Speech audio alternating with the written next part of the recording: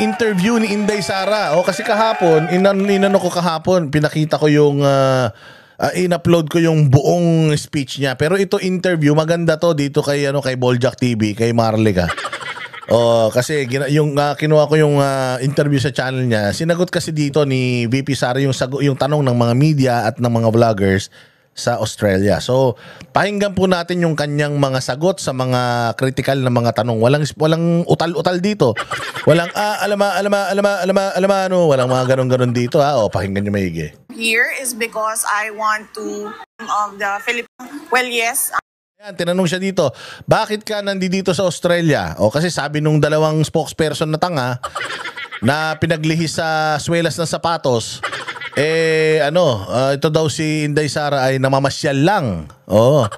Napapabayaan daw ang kanyang duties. Ano ba ang duty ng isang BP? Ulitin natin sa dalawang tanga na yan. The duty of the Vice President is to wait for the President to become incapacitated. And she will assume power. That's it. She should always be ready to assume power at any time of the day. 24/7, she should always be ready. Subukan nyo ngayon si Bongbong. Subukan yung halimbawa si Bongbong ngayon malasin, madapa, tapos yung ulo niya sa pako. Matusok sa pako, tapos hindi na huminga yan. Tingnan ninyo, pag si Inday Sara, hindi siya ready maging presidente yun. Hindi niya ginawa yung trabaho niya. Yan ang trabaho. Kaya nga nangihingi ang mga vice president ng ibang cabinet position sa mga presidente para magkaroon naman sila ng ganap. Dahil ang inaantay lang talaga ng vice president, mategi yung presidente para maging vice president siya. Ganun. Bobo. Ulit. I'm happy to be here. It's my first time in Melbourne, and I'm happy that I'm happy for the warm welcome of the Filipino community here in Australia, not just Melbourne. Ano po ang reason ba't kayo pumunta dito? Personal po ba or politics aspect? Yes, the reason why I am here is because I want to bring to the international community and talk to the Filipino community here in Australia about the International Criminal Court and the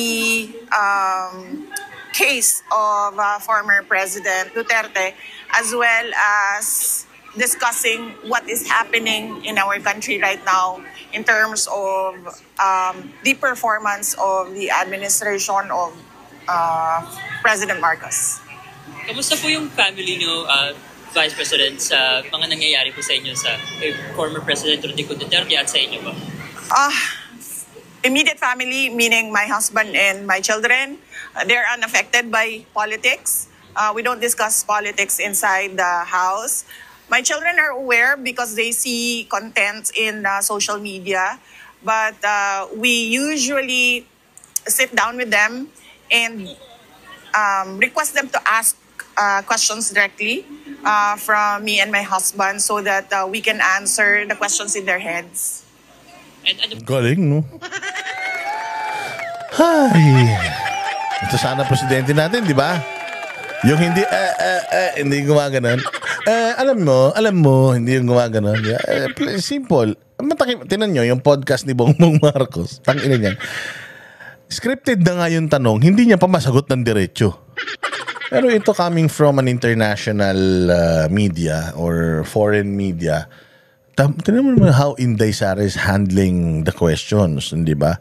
Kapag kasi hindi ka nagkukunwari, hindi ka nagsisinungaling, masarap sumagot sa mga tanong Pero pag sinungaling ka, katulad ni Bongbong, putang nang yan. Hindi mo, kahit na anong gawin mo, kahit na anong paawa mo, pa soft voice mo, hindi mo makukumbinsi yung tao kasi hindi naman tanga yan katulad mo Hindi ba? Sige, diretso. Po yung mensahe niyo po sa mga Pilipino naman dito sa Australia po sa pagsa-suporta po sa inyo? Yes. First, I'd like to thank the Filipino community in Australia, but not just Australia. Many came to Australia to join the Free Duterte Now rally here in Melbourne. Some came from Hawaii, some came from the US, and from the Philippines as well. And we thank them for that, and we thank them for listening about ICC case and about the situation of former President Rodrigo Duterte. Thank you. Thank you, Madam Vice President. Thank you for speaking with us. You see the a big amount of supporters you have behind you here. But in terms of the political support, have you been trying to seek a meeting with the Australian government while you're here in Australia? Oh, not for this visit. I've not reached out. I did reach out to Foreign Minister Penny Wong, but unfortunately she is unable to meet me on Monday. So I will not be visiting Australian government officials for this visit. But I do hope that I can meet them in my next visit in the future, inshallah. Is it a concern for you that you've come to Australia, you're here on Australian soil, and they haven't granted you a meeting? What does that mean for Australia's relationship with the Philippines? Well, it doesn't reflect. I don't think it will reflect the relationship of the Philippines and Australia. It was a very short notice. I informed her informally. Di ba? Media is always, pag nagtanong talaga ang mga traditional media, laging laging condescending. Kita ninyo. So, ibig nyo sabihin, hindi mo ba na-feel na walang kwenta yung relasyon nyo kasi hindi ka binigyan ng importansya? Parang ganun eh. Anong sabi niya? Ay, hindi kasi kasalanan din namin. Kasi, putang ina yan. Alam naman natin yung mga politiko na yan. Hindi naman talaga, ang schedule niyan, jam-pack talaga. Si Bongbong lang walang schedule eh. Pero lahat ng mga leaders sa ibang bansa, talagang seryoso sila sa trabaho nila. Si Bongbong lang hindi. Si Bongbong kahit maggaya ka ng inuman ngayon, ready yan. Kantahan, concert, ready yan. Kahit nga bumabagyo sa Pilipinas, pupunta sa ibang bansa, makapanood lang ng karera eh. Wala kang pakialam yan. Pero yung mga ibang world leaders, they really, yung kanilang schedule, 2 weeks, 3 weeks ahead of time, na yan, fully booked na yan. So kung pupunta ka dyan, unless you're Donald Trump, or Xi Jinping, or ikaw si Jesus, talagang hindi ka i-accommodate kagad yan. Pilipinas tayo, kahit na papaano, third world country, although maganda naman yung relationship natin, but if may mga nakasbook na schedule talaga yung mga world leaders, talagang hindi ka, and Inday Sara understands. Wala siyang doon eh. Courtesy kasi yun na, I'm here in your country, are you free for a cup of coffee? Di ba? Tapos, I'm sorry, it's such a short notice. Let's try it next time. Let's do a rain check. Meron lang akong appointment ngayon na importante. Kung nasabi mo ng maaga, I could have cleared my schedule for you. Hindi ba, courtesy, pupunta ka kunyari. Pero kung i-decline ka, okay lang. Kasi nga, alam naman ni Inday Sara na biglaan din yung kanyang pagpunta dyan. So, hindi naman din siya pa-importante katulad ni Bongbong. So, if the media or other people will paint this as inisnab ng Australia, then so be it. Walang pakialam si Inday dun. Walang pakialam si Inday whether yun ang palabasin nila. Which is, alam natin na yun yung magiging angulo. Inday Sara inisnab ng Prime Minister ng Australia. Ganun ang sasabihin ng mga yan. Through a message that I am here in Australia and I am here to do a rally today, and that if she is available for a very brief, quick chat, just to say hello, because I met her in the Philippines when she visited, and just wanted to say a friendly hello, nothing official. And I understand your father's legal team has submitted a request for him to be moved to a third country. Are you pushing for that third country to be Australia? Not for this visit. Australia is in the list of countries that are considered by the lawyers, but I am not here for the interim release, not for this visit. Thank you. Hi, VP. Welcome to Melbourne. Thank you. Yes. Welcome to Melbourne as well. So, VP, alam ko very short notice itong event na ito, no? At nakita nyo, ang dami-dami talaga mga Pilipino na nag-travel not only from Australia, but yun nga, sa iba't ibang mga bahagi ng bansa. Ano po ba yung message nitong pagtitipon natin para sa ating mahal na inang bayan at mga Pilipinong nagsumusuporta po sa kay Pangulong Duterte at sa inyo? Ayan, si Marley kayo nagtanong ha. Wala man siyang tinanong tungkol kay Alputera, kung sino. Very good ka dyan, Marley ka. Very good ka dyan. Stick to the, stick to the protocol.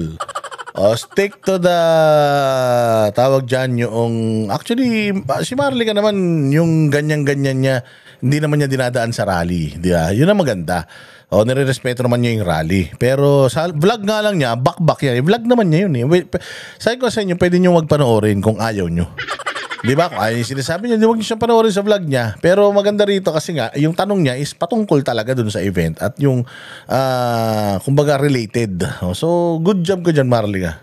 Yes, oo. As I said, I am here because of number one, the ICC, the International Criminal Court, and the case of former President Rodrigo Duterte.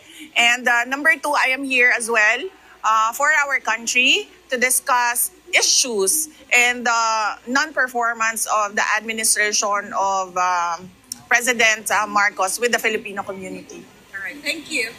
Yun, so, walang pakialam si Pangulong Marcos sa mga Filipino community. Nagkakaroon lang siya ng pakialam kag-eleksyon. Pero pag hindi na eleksyon, wala na siyang pakialam sa mga Filipino community. Wala talaga. Kita mo naman nangyayari ngayon dyan sa Middle East. Wala siyang kaplano-plano how to rescue those, or at least man lang magpakita ng interest. Diba? Hindi yung parang, wala kaming plano pa. Okay, that 25 days. Regarding po sa interim release, any update po kung meron na po bang bansa na nagpahayag ng pagsuporta or magkanlong sa Pangulo? Yes, yes, sir. If you can check the ICC website, there is a request for interim release filed by the defense team of former President Rodrigo Duterte. And if you can read through the redacted portions, you can see that there are two countries that was named there. And one of the countries committed to helping or to receiving and accepting former President Rodrigo Duterte. What are those? Unfortunately, sir, I cannot talk about the contents of that petition. Only the lawyers of President Duterte can talk about the request for interim release because some portions of that, particularly those items that were redacted and considered as confidential, can only be between those who have a privilege, lawyer-client privilege. Iba naman po, regarding naman po sa, hingi lang po ng reaction regarding sa sinabi ni President Marcos ngayon na he chooses to focus on helping or the people's needs rather than the impeachment. Reaction naman. Well, good for him, and so we hope to see some sort of truth to his statements that he is focusing on helping our fellow Filipinos and doing something for the country. Unfortunately, if you talk to the ordinary citizens and the Filipino community abroad, we don't see anything at all. One last question po, ma'am. Regarding po sa mga cases na sabihin nag-aabang sa OBP, sa Philippines, especially yung sinampa po sa Ombudsman, yung OBP was given 10 days to react po sa may ginawa na po bang hakbang ang OBP regarding? Yes, sir. We received the order to comment. Yep. Yes, we received the order to comment of the Ombudsman for 10 days, and we intend to file our answer within 10 days.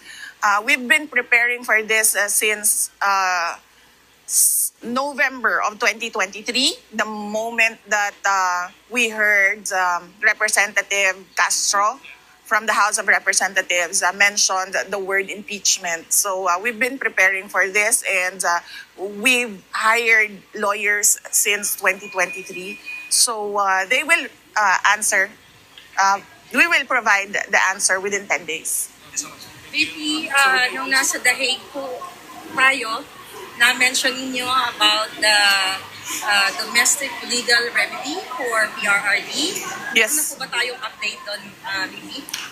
Well, the update is former spokesperson, former Secretary Attorney Harry Roque already sat down. Ayun na, klaruhin lang natin na yung sa bansa kung saan si Pangulong Duterte, doon sa ICC website, yung redacted version, sabi ni VP Sara, yung pangalan ng bansa doon, hindi daw talaga nila nilagay. Although alam nila at hindi kasi dapat talaga pag-usapan yun. Kasi nga baka ma-preempt or baka mamaya mapolitika. So merong dalawang country that's willing na ampunin si Pangulong Duterte. As to what is what specific country, nakalagay doon is redacted. Hindi nila nilagay talaga doon. So bayaan nyo na, antayin nyo na lang kasi huwag na kayo masyadong makulit. And discussed with a local Dutch lawyer. And he has been asking me to do a online consultation and vetting of the lawyer. I've not done that because I've not sat down and discussed this as well with. And kaya din parang pumapayag ng ICC kasi according to VP Sara, PRD is really thin. Talagang hirap siya. Kasi nga, you have to do things on your own there. Because it's a detention facility. Wala kang assistant doon. Meron lang doon orderly. Orderly, sila po yung mga medical people dyan sa ka lang yan, i-attend ka lang naman yan pag bumubula na yung bibig mo. Okay, papakainin ka lang yan, pero talagang everything, anything, maligo, magbihis, you're on your own. And Pangulong Duterte is really weak na. Hindi niya na kaya mag-isa maglaba, magbihis, mag-prepare ng mga gamit niya. Hindi niya na talaga kaya. He's always been assisted. Simula pa nung bata siya hanggang ngayon, before siyang dalhin dyan, he's always assisted. Maayos yung facility, malinis, provided lahat, pero wala ngang nag-aalaga sa kanya. Kaya nga, kung magpapatuloy si Pangulong Duterte dyan, definitely, yung health niya magde-deteriorate talaga. Baka mamaya mabagok pa yan, matumba pa yan, di ba? So, katulad nangyari kay Eddie Garcia, di ba? Napatid lang, namatay, di ba? So, very delikado yan para sa ICC.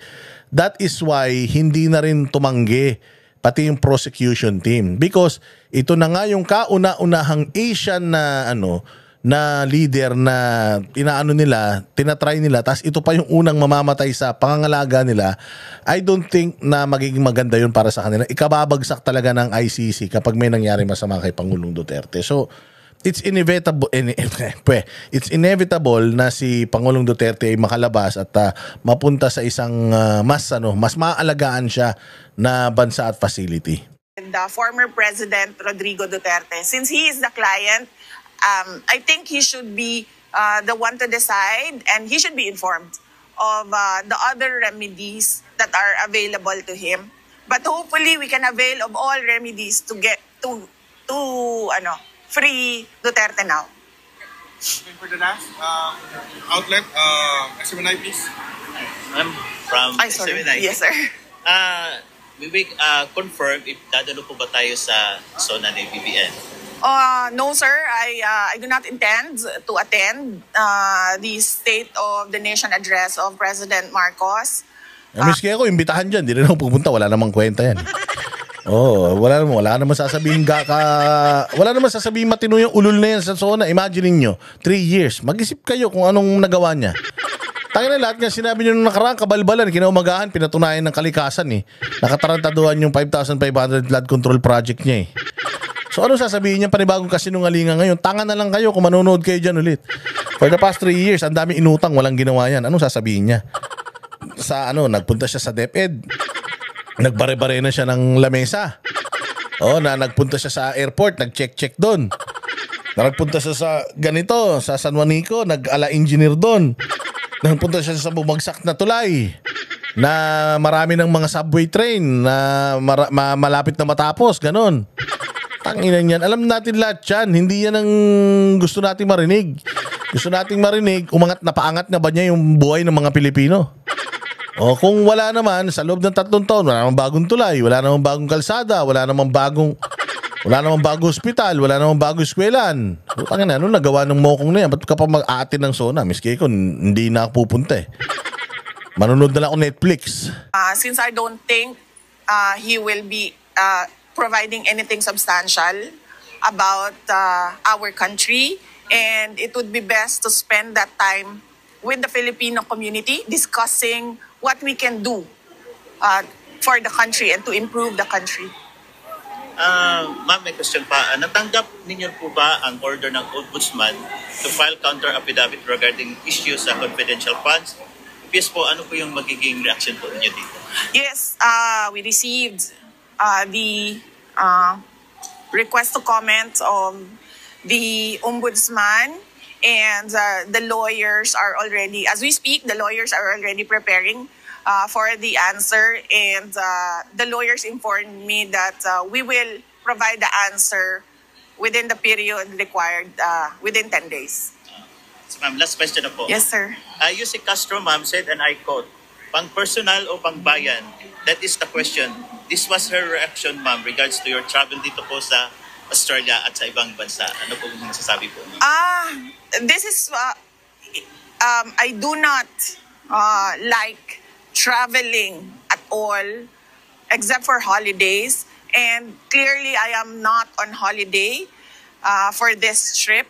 I am here to discuss with the Filipino community on ways forward for our country.